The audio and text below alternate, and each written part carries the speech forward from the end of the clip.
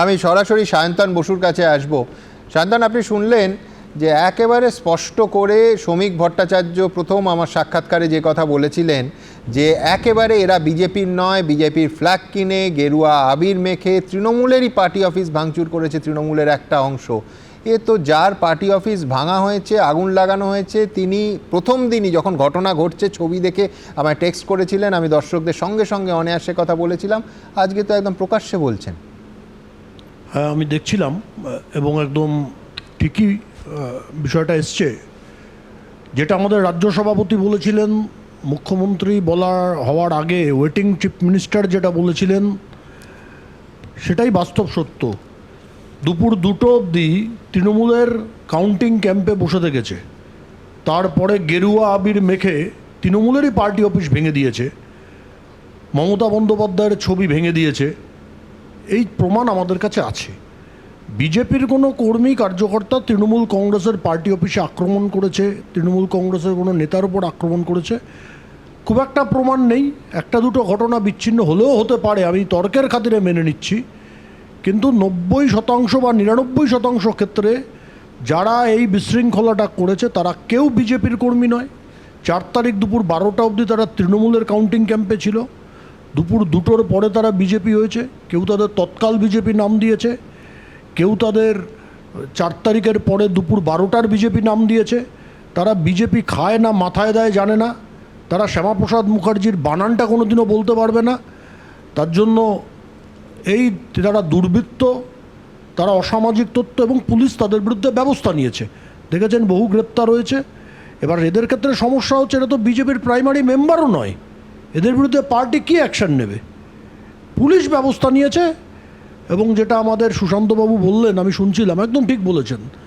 কসবার যে ঘটনাটা ঘটেছে তাতে বিজেপির কর্মীরা যুক্ত নয়, কিছু অসামাজিক তত্ত্ব, সমাজ বিরোধীরা, যারা মূলত তৃণমূল করত, কিছুক্ষণের জন্য বিজেপি হয়েছিল, তারা যুক্ত থেকেছে। পুলিশ তাদের বিরুদ্ধে ব্যবস্থা নিচ্ছে। বেশ, আমার আরও 2 অতিথি আছেন। সমীর রাইচ। প্রথমে আমি সুমন, অরূপ এবং স্বরূপকে আমার ভালোবাসা জানাচ্ছি। আমার খালি ওদের কাছে মানে সেটা কি এই স্বস্তি থেকে যে আমার শোতে যেরকম একেবারে হেড অন যতটা এনার্জি এবং কণ্ঠশক্তি ব্যয় করতে হতো সমীর রাইচকে, হ্যাঁ, অরূপ চক্রবর্তীর আজকের পর সেটা একটু সমীর রাইচের এনার্জি আর কণ্ঠশক্তি বাঁচবে বলে? না না, তা নয়। অ্যাকচুয়ালি অরূপ ডেফিনেটলি ডিবেট করেছে, তর্ক করেছে, ও নিজেই বলল দলকে ডিফেন্ড করেছি, আমি তারপরে আসছি। কিন্তু অরূপ সুবক্তা এবং ভদ্রলোক। স্বরূপকেও আমি যে স্বরূপকে চিনি, সেই স্বরূপ কি সেটা হয়তো লোকাল লোক জানে, কিন্তু আমার কাছে যেই স্বরূপকে আমি আগে চিনতাম, এইসব মানে তৃণমূলের ও কেউ কেটা হওয়ার আগে, সেই স্বরূপও কিন্তু ভালো মানুষ, কালচারাল ছেলে। এই পূর্বরাগটা আমি অবশ্য জানতাম না। হ্যাঁ হ্যাঁ, তার কারণ ও অর্পিতা ঘোষের ও ভাই। তো দ্বিতীয় কথা হলো, আমার খালি একটাই অবাক লাগে, আমি আমাদের এই অরূপকে বলে দিনের পর দিন বলেছি যে তোরা তো ভাই চুরি করিসনি, আমরা তো কেউ বলিনি তোরা গিয়ে আরজি করে ঘটিয়েছিস, তাহলে তোরা একটা শিক্ষিত ছেলে হয়ে কেন এই দায় নিচ্ছিস? যেটা অরূপ বললো যে আমরা পার্টিকে ডিফেন্ড করেছি। আমার কথা হলো, আমাদের রাজ্যের যারা শিক্ষিত মানুষ অন্ততপক্ষে, তারা খালি পার্টিকে ডিফেন্ড করার জন্য দিনের পর দিন এই অন্যায়গুলোকে কেন তারা সেভ করার চেষ্টা করেছেন? আজকে যেই কথা ওরা দুজন বলছে, সেই কথাগুলো এতদিন বলেনি কেন? এখন বলেছে ভালো কথা, কিন্তু আরেকটা এখানে টুইস্ট রয়েছে। ওরা দুজন বলেছে আমরা এই পোস্ট থেকে রিজাইন করেছি, কিন্তু আমরা তৃণমূল দলে আছি, আমরা কাউন্সিলর আছি। কেন ভাই? তোমরা যদি এখনও না বোঝো যে এই দলটা পশ্চিমবঙ্গের কতটা ক্ষতি করেছে সর্বক্ষেত্রে, তারপরেও যদি বলো আমরা এই দলটাতে আছি, দরকার তোমাদের দল করার দরকার নেই। আমি দাদা হিসেবে ওদের বলছি, তোমাদের যে ব্যক্তিগত ইমেজ সেটা মানুষের কাছে সুন্দরই থাক। তোমরা কেন ওই কুৎসিত যারা তুলেছে দিনের পর দিন, যারা মানুষকে পিটিয়েছে, যারা মানুষের উপরে অবিচার করেছে, অন্যায় করেছে, দিনের পর দিন গ্রামে গঞ্জে যারা মানুষের বাচ্চাদের শিশুদের খাদ্য চুরি করেছে, যারা বরুণ বিশ্বাসের মতো ঘটনার অভিযুক্ত, যারা কামদুনির যারা অভিযুক্ত তাদের বাঁচায়, তাদের হয়ে কেন ভাই কথা বলেছো, এখনই বা কেন বলবে? বেশ, অরূপ।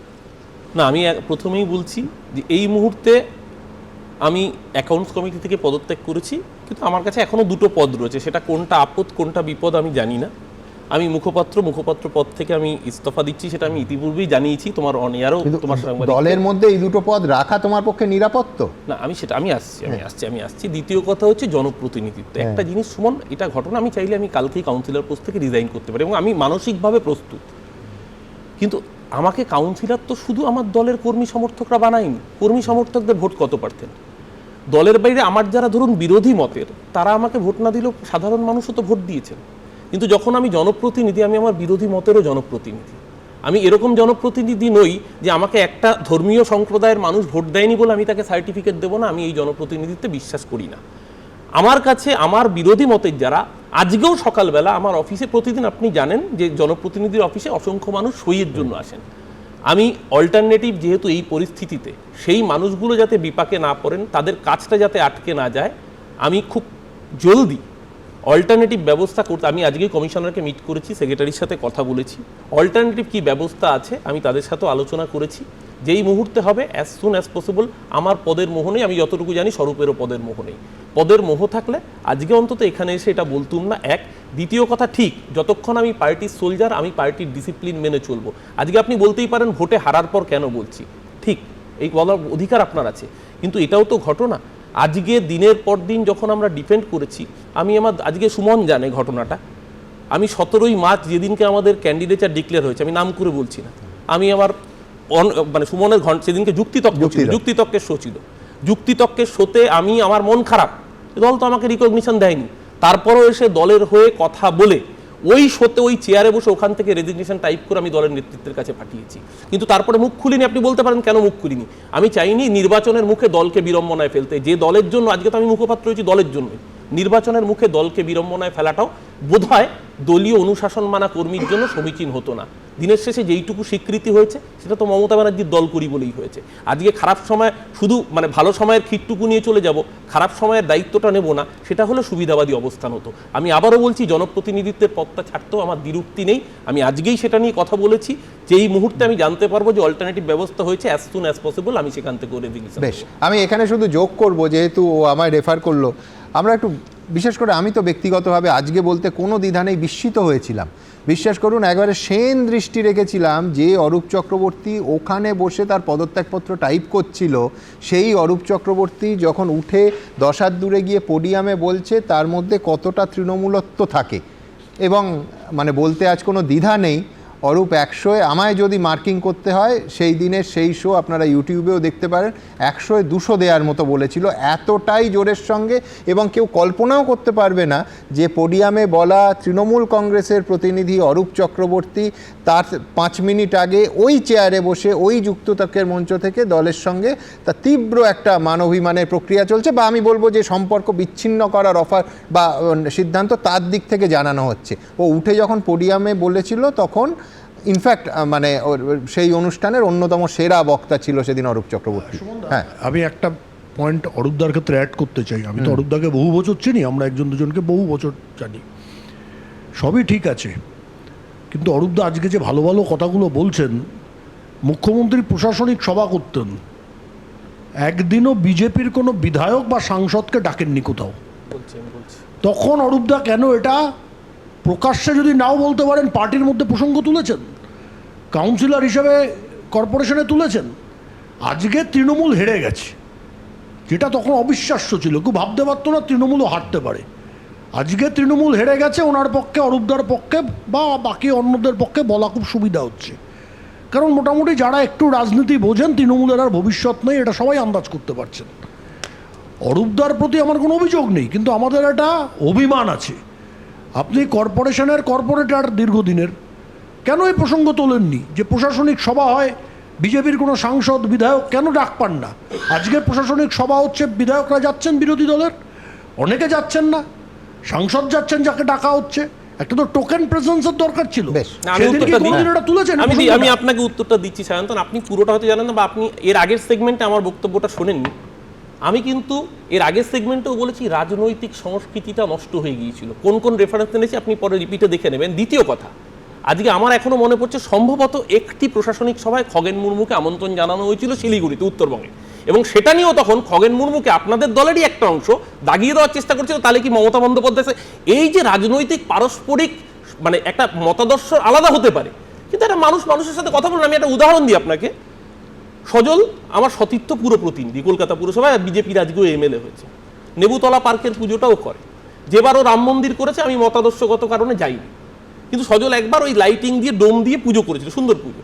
আর আমি আমার এক বন্ধুর ছেলে বাচ্চা ছিল, ও বায়না করেছে ওই চল নিয়ে যাই। কেন আমি সজলের পুজো বলে পরিচিত সেই পুজোয় গেছি, তার জন্য আমাকে বিজেপি বলে দাগিয়ে দেওয়া হয়েছে। এই যে স্বাভাবিক সৌজন্যের সংস্কৃতি হারিয়ে গেছে। তো আজকে একটা শোয়ের মাঝখানে সুমন জানে কিভাবে ভাইরাল করা হয়েছে যে একটা সিপিএম এর মুখপাত্র ছিল শতরূপ ঘোষ, ও আমাকে আক্রমণ করে, মানে আমার দলকে আক্রমণ করে একটা স্টেটমেন্ট রাখছে। আমি তরুণজ্যোতি হাত তুলেছে, আমি তরুণজ্যোতিকে ঠিক এভাবে বলছি এটা আমার দলের জন্য বলছে, এটা আমি উত্তর দেবো। এই যে তরুণজ্যোতিকে আমি আঙুলটা স্পর্শ করেছি সেটা নিয়ে সমাজ মাধ্যমে ভাইরাল করাচ্ছে, দেখেছো তৃণমূল বিজেপি সেটিং। এই এই আজকে এই রাজনৈতিক এই যে একটা কলুষিত পরিবেশ না, এটা আমরাও তার থেকে বিরত হতে পারিনি, আমরাও এই দায়টা এড়াতে পারি না। আজকে যে কথা আপনি বলছেন আমি তো ওপেন বলেছি যে আজকে মুখ্যমন্ত্রী যেটা করেছেন এটা তো সদর্থক ভূমিকা। কেন গণতন্ত্র, আমরা তো বলি হাউস বিলংস টু অপোজিশন। আজকে যেটা মুখ্যমন্ত্রী ডেকেছেন তার বৈঠকে যদি সাংসদ বিধায়করা যান, তাতে তো ওই চেয়ারম্যান মাউসুদের কথা ধার করেই তারা বলতে হবে এটা থাউজেন্ড ফ্লাওয়ার ব্লুম। একদম। একটা শুধু আমি যোগ করব, সেটা হচ্ছে এক হচ্ছে দল এবং দল যে সংস্কৃতি প্রচার করে তাতে রাজনৈতিক সংস্কৃতির অবক্ষয়, কিন্তু মুখ্যমন্ত্রী যে সভাটা দেখেন সেটা প্রশাসনিক সভা। আমি বলছি দল তার আদর্শ তার মতাদর্শ ঠিক ভুল গোল্লায় যেতে পারে, কিন্তু মুখ্যমন্ত্রী সবার গোটা রাজ্যের, যার ফলে সেই প্রশাসনিক সভায় সবাইকে ডাকাটা এটা কিন্তু প্রশাসক হিসেবে রাজধর্মের অংশ, শুধু নৈতিক দিক থেকে নয়, এটা প্রশাসকের কর্তব্য। হ্যাঁ না, আমি সুমিতদার কথার উত্তরটা দিই। সুমিতদা যেটা বললেন যে আজকে কেন মুখ খুলছেন আগে কেন বলেনি, সুমিতদার নিশ্চয়ই খেয়াল আছে গত 15 বছরে আমাকে যতটা না অন্য রাজনৈতিক দলের সঙ্গে লড়তে হয়েছে তার চেয়ে বেশি লড়তে হয়েছে আমার নিজের দলের সঙ্গে, একটা অংশের সঙ্গে, এবং তার জন্য বারংবার আমাকে অনেক বিড়ম্বনায় পড়তে হয়েছে। আপনারা জানেন, আপনি সুমিতদা আমার সঙ্গে 2011 সালে আমি সুমিতদাকে পল্লব কীর্তনিয়া, সনাতন দিন্দা এই সমস্ত লোকগুলোকে খুঁজে খুঁজে সব তৃণমূলের পক্ষে মিটিং করাতাম। সুমিতদা আমাদের হয়ে কসবায় অনেক মিটিং করে গেছিল, সে জায়গায় যাচ্ছি না। দেখুন, প্রতিবাদ আমরা করেছি, যে জায়গায় দাঁড়িয়ে প্রতিবাদ করার করেছি, তার জন্য অনেক সাফার আমায় করতে হয়েছে। আমি সাউথ কলকাতার যুব প্রেসিডেন্ট হয়েছিলাম, মেয়াদ ছিল 3 মাস। আমি রাজ্যের সেবা দলের চেয়ারম্যান হয়েছিলাম, মেয়াদ ছিল 6 মাস। আমি এমআইসি হয়েছিলাম কলকাতা পৌরসভার, মেয়াদ ছিল 2 বছর। আমাকে অনেক সাফার করতে হয়েছে, কিন্তু দল করি, মমতা বন্দ্যোপাধ্যায়কে সেই জায়গায় রেখে দল করি, যার জন্য প্রতিবাদের যে জায়গাটা ছিল, যেটা আপনি আজকে বলছেন, সেই জায়গাটা ওখানে ছিল না, সেটা বলতে পারিনি আমরা, মানে বলার পরিবেশ ছিল না, বলতে পারিনি। কিন্তু তার মানে এই নয় যে আমরা বলিনি, আমরা বলেছি, অনেক কথাই বলেছি, এবং তার জন্য অনেক বিড়ম্বনা আমাদের সহ্য করতে হবে। আরেকটা জিনিস বলছি, তুমি একটা ঘটনার সাক্ষী, আমি বলি এই প্রসঙ্গে, তোমার মনে থাকবে আমি তো বলছি যে দ্বিধা নিয়েও আরজিকরকে তো ডিফেন্ড করেছি দলকে। তারপরে যেই মুহূর্তে দলের মিডিয়া সেলের দায়িত্ব চেঞ্জ হলো, সবার আগে বহিষ্কার করা হলো কাকে? এই অরূপ চক্রবর্তীকে, যে অল আউট মমতা ব্যানার্জির হয়ে লড়লো গোটা এপিসোডে। সবার আগে বহিষ্কার কাকে করতে হলো? ব্যান কাকে? এবং এবিপি আনন্দ সহ সমস্ত চ্যানেলকে অফিসিয়ালি টেক্সট করে জানিয়ে দেওয়া হলো যেন অরূপ চক্রবর্তী চ্যানেলে না যায়। এই দিন তো আমাদের দেখতে হয়েছে। আজকে তারা কোথায়? আজকে যারা সেদিনকে ওই টেক্সটগুলো করেছিল, সেই ডানকান বাকানরা কোথায় আজকে? তারা তো পালিয়ে গেছে সবার আগে। আজকেও আমরা মাটি কামড়ে বসে রয়েছি, কর্মীগুলোকে চেষ্টা করছি বাড়িতে ফেরানোর। বহু ঘটনা আমায় সাক্ষী মানছে। আরেকটা ও মানার আগেই আমি বলে রাখছি, যেটা আমি আজকে বলবো না, ভবিষ্যতে কখনো বলবো। ওই যে যুক্তিতর্কের মঞ্চে যে ঘটনাটা হয়েছিল, ওর একটা পরবর্তী অধ্যায় পরবর্তী পর্যায়েও আছে, কিন্তু সেটা আজকে তোলা থাক, একদিনে সমস্ত এক্সক্লুসিভ দেওয়া ঠিক নয়। শুভময়দা। হ্যাঁ, শুনবাবু, মানে আমরা রাজনৈতিক পথ পরিবর্তনের কথা আমাদের জেনারেলাইজড ওয়েতে আসতে হবে, এবং অরূপবাবুর সঙ্গে তো প্রচুর আলোচনা হয়েছে, অত্যন্ত সুবক্তা, এবং আজকেও মানে এই আলোচনায় বারবার করে যদি অরূপবাবু বা স্বরূপবাবুর কথা ব্যক্তিগতভাবে আসে, তাহলে আলোচনাটা হয়তো অনেকটা ছোট হয়ে যাবে পরিধিটা। তবে অরূপবাবু আজকে যখন বলছেন তৃণমূল বললে ছেড়ে দিতে পারি, আমার বারবার মনে হচ্ছিল সেই গানটার কথা, যদি বলো আরি তোমাকেও ছেড়ে দিতে পারি। তবে অন্যদিকে আমি আমার একটা লাইনটা বলে দিন আমার জন্য, যদি বসনা কোনো ভণ্ডামি রাখবো না, ওটা আপনি বলবেন। তা বাড়ি থেকে যখন বেরোচ্ছিলাম, সুমনবাবু আপনার এখানটায় তো খুব ঠান্ডা থাকে, তা আমার একটা নোংরা জ্যাকেট আছে আর কি। তা আজকে বেরোনোর সময় দেখলাম যে বাড়ির লোক মনে করেছে যে ওটা এমনই গন্ধ হয়েছে বা ওটার রঙটা এমন হয়েছে যে ওটা সাবান জলে চুবিয়ে রেখে দিয়েছে। তা আমি আজকে পরে আসতে পারিনি সেই জন্যে। তা এখন আমাকে সিদ্ধান্ত নিতে হবে যে ওটা পরিষ্কারভাবে কাঁচা টাচা হলে শুকিয়ে ওটা পরেই আসবো, নাকি অন্য আরেকটা জ্যাকেট কিনবো বা জোগাড় করার আপনি কি চেষ্টা করবো washing machine এ কাচবেন?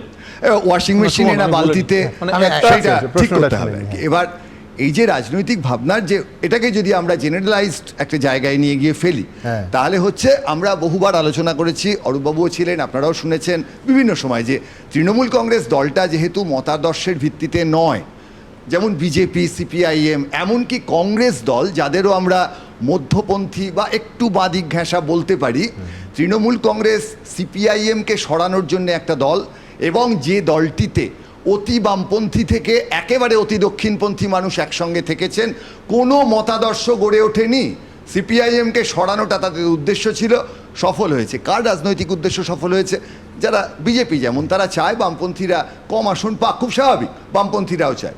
ফলে তৃণমূল কংগ্রেসের কিন্তু এমন কোনো একটা মতাদর্শগত বাঁধন নেই যে জায়গায় এই মানুষগুলিকে তৃণমূল কংগ্রেসে থাকতে হবে। ফলে আমরা যারা রাজনীতি বিশ্লেষণ করি, যারা রাজনীতির ছাত্র, যারা রাজনীতির সামনেটা দেখতে চাই, ভুল করি বহুবার, দেখতে চাই যে তৃণমূল কংগ্রেসের কি দাঁড়ায়, নন্দীগ্রামে তৃণমূল কংগ্রেস প্রার্থী কে হন, কত ভোট পান। ফলে প্রশ্নটা অরূপবাবু স্বরূপবাবুর চেয়ে আরও অনেক বিস্তৃত, যে তৃণমূল কংগ্রেস যদি না থাকে তাহলে এই মানুষগুলোকে সিপিএম নেবে না, কংগ্রেসে তাদের যাওয়ার সুযোগ আছে, বিজেপিতে তাদের যাওয়ার সুযোগ আছে, নতুন দল গড়ার সুযোগ আছে। সুতরাং আমাদের কাছে আগামী দিনগুলোতে যে মূল প্রশ্নটা আসবে, যেটা ব্যক্তিগত প্রশ্ন নয়, যে প্রশ্নটা হচ্ছে যে তারা কি করছেন, এবং এক একটি ব্যক্তি মানুষ তার যে রাজনৈতিক ভাবনা তার সঙ্গে মিলেই তো দল হয়। সায়ন্তন বাবুদের দল বা সিপিএম বা তৃণমূল, প্রত্যেকটি দলের মধ্যে অন্তর্দ্বন্দ্ব আছে, তার সুবিধে অসুবিধে আছে, আবার একটা দল বদলও আছে। দল বদলও আছে। এবার একটা দল যখন ভাঙছে, অর্থাৎ নিউক্লিয়ার যেমন দুটো জিনিস হয়, আপনি দেখবেন নিউক্লিয়াসের মধ্যে কিন্তু প্রোটন নিউট্রন একসঙ্গে চেপে থাকে, ফলে একটা দল এক জায়গায় থাকতে পারে। আবার এমন অনেক ঘটনা ঘটে বাইরের থেকে, একটা সামান্য ঘটনা ঘটার পর সেটাই কিন্তু নিউক্লিয়ার ফিউশন বা ফিশন, এই ধরনের যে আলোচনাগুলো, একটা বিরাট বিস্ফোরণ হয়। এবার তৃণমূল কংগ্রেসের ক্ষেত্রে এটা কিন্তু আমরা গেস করেছিলাম, আগামী দিনে এখন যেটা গেস করতে পারছি না, যে তৃণমূল কংগ্রেস যদি ডিসইন্টিগ্রেটেড হয় তাহলে কিভাবে কোন মানুষ বা কোন দল কোন কোন দলে যাচ্ছেন, কোন জায়গাটা নিচ্ছেন, এমন হতে পারে আবার অরূপবাবুরা নতুন তৃণমূল কংগ্রেস রাখলেন এবং সেখানে অরূপবাবুরা নেতা হলেন। আমি আবার বলছি, অরূপবাবুটা কিন্তু একটা এক্সাম্পল মাত্র, কিন্তু সাধারণভাবে সামনের দিনে পশ্চিমবঙ্গের রাজনীতিতে ঠিক কি হতে চলেছে সেটা নির্ভর করবে তৃণমূল কংগ্রেস নেতৃত্বের ডিসইন্টিগ্রেশন। এবং শেষ কথা যেটা, সেটা হচ্ছে মতাদর্শ না থাকলেও একটা দল সৎ থাকতে পারে। ফলে সময়ের যে জায়গাটা, বেলা 12টা 4 মে, যেটা সায়ন্তনবাবু দুটো বললেন একটু, যাই হোক সমীপবাবু 12টা বলেছেন, এই যে বেলা 12টার আগে এবং পরে এই যে ক্যালকুলাস এলো কেন? সময়ের সঙ্গে স্পেস এবং মানুষ, তাদের যে পরিবর্তন, তলায় যে ওই ডেল টি ডেল এক্স এগুলো দিয়ে, অর্থাৎ এক জায়গা থেকে অন্য জায়গায় যাওয়া, একটা সময় থেকে অন্য সময় যাওয়া, এই পরিবর্তন থাকবে বলে না তো ক্যালকুলাসের দরকারই হতো না। ফলে এটা যেটা আমরা দেখছি, এটাকে বলে রাজনীতির কলনবিদ্যা, এবং এটা আমরা আগামী দিনে নজর রাখবো কি হতে চলেছে। এবিপি আনন্দ, এগিয়ে থাকে, এগিয়ে রাখে।